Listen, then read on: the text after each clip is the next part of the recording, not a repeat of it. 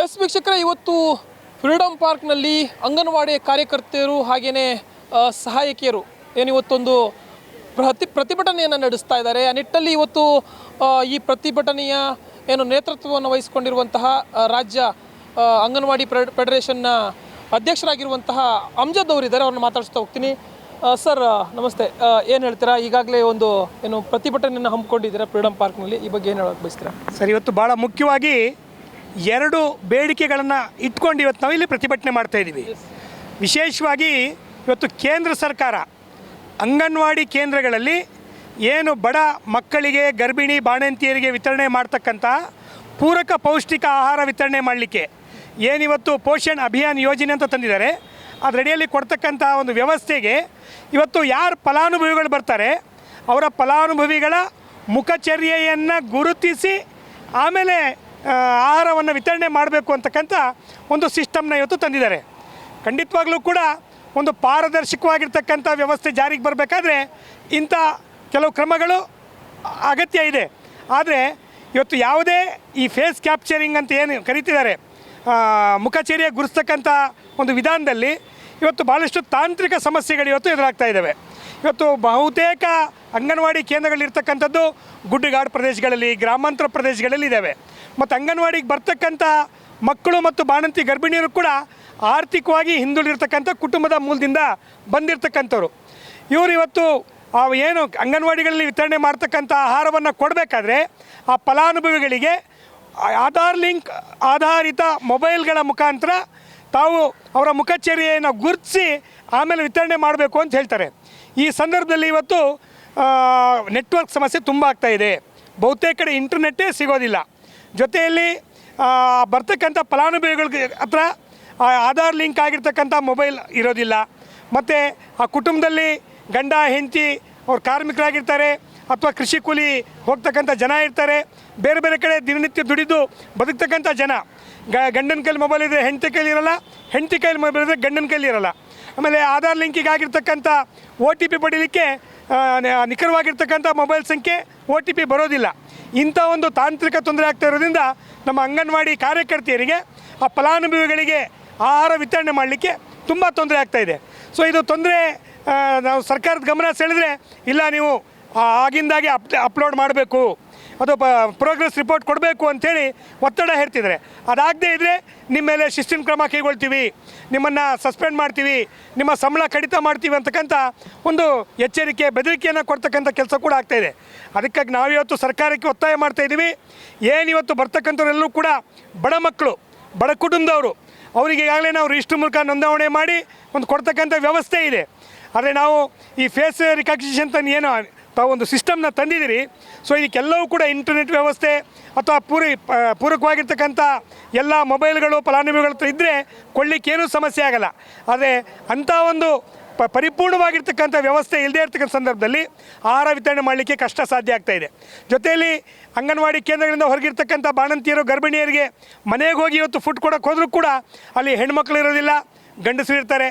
ಅವ್ರ ಮೊಬೈಲ್ನ ತೊಗೊಬೇಕು, ಅವರ ಫೇಸ್ನ ಇವತ್ತು ನಾವು ಕ್ಯಾಪ್ಚರ್ ಮಾಡಬೇಕಾದ್ರೆ ಅಲ್ಲಿ ಒಟ್ಟಾರೆಯಾಗಿ ಟೆಕ್ನಿಕಲ್ ಅಪ್ಡೇಟ್ ಆಗಿದೆ. ಆ ಟೆಕ್ನಿಕಲ್ ಇಶ್ಯೂ ಕೂಡ ಇದೆ, ಅದನ್ನು ಬಗೆಹರಿಸಿ ಮೊದಲು ಅಂತ ನಾವು ಹೇಳ್ತಾ ಇದ್ದೀರಾ. ಓಕೆ, ಈಗ ಡಿಜಿಟಲ್ ಆಗಿ ಮಾಡ್ತಾ ಇದ್ದೀರಾ, ಅದು ಒಳ್ಳೆಯದೇನೆ.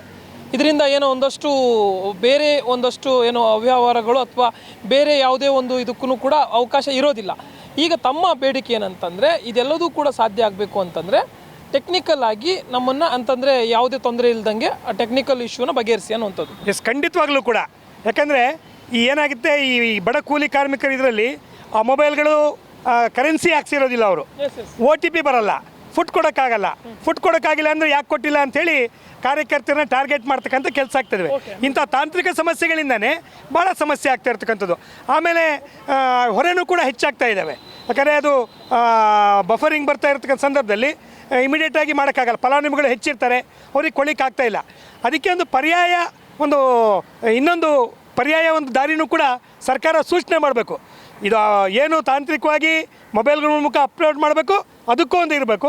ಅಕಸ್ಮಾತ್ ಅದಾಗದೇ ಇದ್ದರೆ ತಮ್ಮ ಒತ್ತಡ ಅಥವಾ ಬೇಡಿಕೆಯನ್ನು ಸ್ಪಷ್ಟವಾಗಿ ಏನಂತ ಹೇಳ್ಬಿಡಿ. ನಮ್ಮ ಒತ್ತಡ ಇವತ್ತು ಈ FRS ಪದ್ಧತಿಯಿಂದ ಅದನ್ನು ಇಂಪ್ಲಿಮೆಂಟ್ ಮಾಡಲೇಬೇಕು ಅಂತಕ್ಕಂಥ ಮಾರ್ಗಸೂಚಿ ಇರೋದ್ರಿಂದ ಈ ಏನು ಆಹಾರ ಭದ್ರತಾ ಕಾಯ್ದೆ ಅಡಿಯಲ್ಲಿ ಫಲಾನುಭವಿಗಳಿಗೆ ಬಡ ಮಕ್ಕಳಿಗೆ ಸಿಗಬೇಕಾಗಿರ್ತಕ್ಕಂಥ ಪೌಷ್ಟಿಕಾಹಾರದ ವಿತರಣೆಯಲ್ಲಿ ವ್ಯತ್ಯಯ ಉಂಟಾಗ್ತಾ ಇದೆ.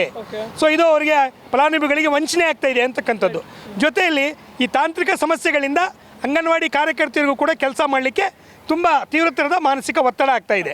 ಇದನ್ನು ಪರಿಹರಿಸಲಿಕ್ಕೆ ಕೇಂದ್ರ ಸರ್ಕಾರ ಕೆಲವು ಮಾರ್ಗಸೂಚಿಗಳನ್ನು ಇವತ್ತು ಪರ್ಯಾಯವಾಗಿ ಹೇಳಬೇಕಾಗಿರ್ತಕ್ಕಂಥ ಕೆಲಸ ಇದೆ.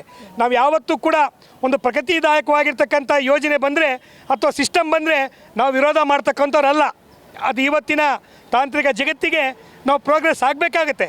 ಆದರೆ ಈ ಪ್ರೋಗ್ರೆಸ್ನೇ ಇಟ್ಕೊಂಡು ಅಂಗನವಾಡಿ ಕಾರ್ಯಕರ್ತೆಯರನ್ನು ಇವತ್ತು ದೋಷಾರೋಪಣ ಪಟ್ಟಿಗೆ ನಿಲ್ಲಿಸ್ತಕ್ಕಂಥದ್ದು, ಅಪರಾಧಿ ಪಟ್ಟಿಗೆ ನಿಲ್ಲಿಸ್ತಕ್ಕಂಥ ಕೆಲಸ ಇದೆಯಲ್ಲ, ಇದು ಅಕ್ಷಮ್ಯ. ಇದ್ರ ಜೊತೆಲಿ ಇನ್ನೊಂದು ಪ್ರಮುಖವಾಗಿರ್ತಕ್ಕಂಥ ಬೇಡಿಕೆ ಇವತ್ತು ನಾವು ಈ ಹೋರಾಟ ಸಂದರ್ಭದಲ್ಲಿ ಇಟ್ಟಿರ್ತಕ್ಕಂಥದ್ದು, ಚುನಾವಣಾ ಕೆಲಸಗಳಿಗೆ ನಮ್ಮ ಅಂಗನವಾಡಿ ಕಾರ್ಯಕರ್ತೆಯರನ್ನು BLOಗಳಾಗಿ ನಿಯೋಜನೆ ಮಾಡ್ತಕ್ಕಂಥ ಪ್ರಕ್ರಿಯೆ ಎಲ್ಲ ಕಡೆ ಆರಂಭ ಆಗಿದೆ. ಇವತ್ತು ಅಂಗನವಾಡಿ ವ್ಯವಸ್ಥೆ ಅಂದರೆ 0 ದಿಂದ 6 ವರ್ಷದ ವಯೋಮಾನದ ಮಕ್ಕಳ ಒಂದು ಇದನ್ನು ಅವರ ಪೂರಕ ಪೌಷ್ಟಿಕ ಆಹಾರ ಆರೋಗ್ಯದ ಒಂದು ವಿಚಾರ ನೋಡ್ತಕ್ಕಂಥ ಒಂದು ಕೇಂದ್ರ ಇದು. ಇಲ್ಲಿ 3 ವರ್ಷದಿಂದ 6 ವರ್ಷದ ಮಕ್ಕಳು ಕೇಂದ್ರಗಳಿಗೆ ಬರ್ತಾರೆ. ಆ ಒಂದು ಪುಟ್ಟ ಮಕ್ಕಳನ್ನು ನೋಡ್ಕೊಳ್ತಕ್ಕಂಥ ಜವಾಬ್ದಾರಿ ಇರ್ತಕ್ಕಂಥ ಈ ಸಂದರ್ಭದಲ್ಲಿ ನೀವು ಚುನಾವಣಾ ಮತದಾರರ ಪಟ್ಟಿ ಸಮೀಕ್ಷೆ ಮಾಡಿ, ಚುನಾವಣಾ ಕೆಲಸ ಮಾಡಿ ಅಂಥೇಳಿ ಅವರನ್ನು BLOಗಳಾಗಿ ನೇಮಕ ಮಾಡಿದ್ರೆ ಅಂಗನವಾಡಿಯಲ್ಲಿ ಸಮಗ್ರ ಶಿಶು ಅಭಿವೃದ್ಧಿ ಯೋಜನೆಗೆ ನಿಖರವಾಗಿರ್ತಕ್ಕಂಥ ಕೆಲವು ಕೆಲಸಗಳಿದ್ದಾವೆ. ಆ ಕೆಲಸ ಯಾರು ಮಾಡೋರು? ಇವತ್ತು ಬೆಳಗ್ಗೆ 9 ಗಂಟೆಯಿಂದ 4 ಗಂಟೆವರೆಗೂ ಅಂಗನವಾಡಿ ಕೇಂದ್ರಗಳಲ್ಲಿ ಕೆಲಸ ಮಾಡ್ತಾರೆ. ಹಾಗಿದ್ರೆ ಕೆಲಸದ ಒತ್ತಡ ಕೂಡ ಹೆಚ್ಚಾಗ್ತಾ ಇದೆ ಅಂಗನವಾಡಿ ಕಾರ್ಯಕರ್ತೆಯರಿಗೆ ಅನ್ನುವಂಥ ಮಾತನ್ನು ಸ್ಪಷ್ಟವಾಗಿ ಹೇಳ್ತಾ ಇರುವಂಥ ತಾವು. ಖಂಡಿತವಾಗ್ಲೂ ಕೂಡ ಇವತ್ತು ಮಾನಸಿಕವಾಗಿ ಭಾಳಷ್ಟು ಅಂಗನವಾಡಿ ಕಾರ್ಯಕರ್ತರ ಸಹಾಯಕಿಯರಿಗೆ ಒತ್ತಡ ಇವತ್ತು ತೀವ್ರ ಆಗ್ತಾ ಇದ್ದೇವೆ. ಇಂಥ ಒತ್ತಡ ನಿವಾರಣೆ ಮಾಡಲಿಕ್ಕೆ ಮತ್ತು ಇಲಾಖೆಯ ಮಕ್ಕಳ ಮತ್ತು ಮಹಿಳಾ ಅಭಿವೃದ್ಧಿ ಇಲಾಖೆ ಅಡಿಯಲ್ಲಿ ಬರ್ತಕ್ಕಂಥ ಸಮಗ್ರ ಶಿಶು ಅಭಿವೃದ್ಧಿಯ ಕೆಲಸ ಇವತ್ತು ಸಾಕಷ್ಟಿದೆ. ಅದೇ ಮಾಡೋಕ್ಕೆ ಟೈಮ್ ಸಿಗ್ತಾ ಇಲ್ಲ. ಸೊ ಅಂಥದ್ರಲ್ಲಿ ನೀವು ಬೇರೆ ಇಲಾಖೆಗಳ ಹೆಚ್ಚುವರಿ ಕೆಲಸ ನೀವು ಹೊರಿಸಿದ್ರೆ ಆ ಅಂಗನವಾಡಿ ಕಾರ್ಯಕರ್ತರು ಏನು ಕೆಲಸ ಮಾಡಬೇಕು? ಅಂಗನವಾಡಿ ಮಕ್ಕಳನ್ನು ನೋಡ್ಕೊಬೇಕಾ, ಬಾಣಂತಿರೋ ಗರ್ಭಿಣಿಯನ್ನು ನೋಡ್ಕೊಬೇಕಾ, ಆಹಾರ ಕೊಡಬೇಕಾ, ಆರೋಗ್ಯ ಕಾಪಾಡಬೇಕಾ? ಇದ್ರ ಜೊತೆಯಲ್ಲಿ ಮಾತೃವಂದನ ಬರ್ತದೆ, ಗೃಹಲಕ್ಷ್ಮಿ ಯೋಜನೆ ಬರ್ತದೆ, ಅದನ್ನು ಕೂಡ ಅಪ್ಡೇಟ್ ಮಾಡಬೇಕು, ಅದನ್ನು ಕೂಡ ಸಮೀಕ್ಷೆ ಮಾಡಬೇಕು. ಹೀಗೆ 108 ಕೆಲಸಗಳು ಇವತ್ತು ನಮ್ಮ ಅಂಗನವಾಡಿಯರು ಭಾಳ ಪುಕ್ಕಟೆಯಾಗಿ ಸಿಗ್ತಿದ್ದಾರೆ. ಮತ್ತು ಇವರು ಇವತ್ತು CD ದರ್ಜೆ ನೌಕರಾಗಿ ಮಾಡಿ ಅಂದರೂ ಕೂಡ ಮಾಡ್ತಾ ಇಲ್ಲ. ಕೇವಲ ಗೌರವದಿಂದಲೇ ಇವ್ರನ್ನ ದುಡಿಸ್ಕೊಂಡು ಆ ಗೌರವದ ಜೊತೆಲಿ ಅಗೌರವ ಮಾಡ್ತಕ್ಕಂಥ ಒಂದು ಶಿಸ್ತು ಕ್ರಮ ಇತ್ಯಾದಿ ಬೆದರಿಕೆ ಆಗ್ತಕ್ಕಂಥ ಕೆಲಸವು ಕೂಡ ಇವತ್ತು ಭಾಳ ಗಂಭೀರವಾಗಿ ಆಗ್ತಾಯಿದೆ. ಇವತ್ತು ಚುನಾವಣಾ ಆಯೋಗ ನೇರವಾಗಿ ಅಂಗನವಾಡಿ ಕಾರ್ಯಕರ್ತರಿಗೆ ನೋಟಿಸ್ ಕೊಡ್ತಿದ್ದಾರೆ, ನೀವು BLO ಜವಾಬ್ದಾರಿ ಒಪ್ಕೊಳ್ಳೇಬೇಕು ಅಂತೇಳಿ. ಇದು ಕೂಡ ಸರಿಯಾದಂಥ ಕ್ರಮ ಅಲ್ಲ. ಯಾರಿವತ್ತು ಸಾಮರ್ಥ್ಯ ಇದೆ, ಅವಕಾಶ ಇದೆ, ಅವರು ಐಚ್ಛಿಕವಾಗಿ ಕೆಲಸ ಮಾಡಲಿಕ್ಕೆ ಏನು ಅಭ್ಯಂತರ ಇಲ್ಲ. ಆದರೆ ನೀನು ಮಾಡಲೇಬೇಕು ಅಂಥೇಳಿ ಒತ್ತಡ ಇರ್ತಕ್ಕಂಥದ್ದು ಕೂಡ ಇದೊಂದು ರೀತಿ ಮಾನಸಿಕವಾಗಿರ್ತಕ್ಕಂಥ ದೌರ್ಜನ್ಯ ಅಂಥೇಳಿ ನಾವು ಪರಿಭಾವಿಸ್ತೀವಿ. ಎಸ್ ವೀಕ್ಷಕರೇ, ಇದಿಷ್ಟು ಅಮ್ಜದ್ ಅವರ ಮಾತು. ಕ್ಯಾಮ್ರಾ ಪರ್ಸನ್ ರಿಯಾಜ್ ಜೊತೆ ಜಾಯ್ ಲೈಗೋಡ್, ರೆಬೆಲ್ TV, ಬೆಂಗಳೂರು.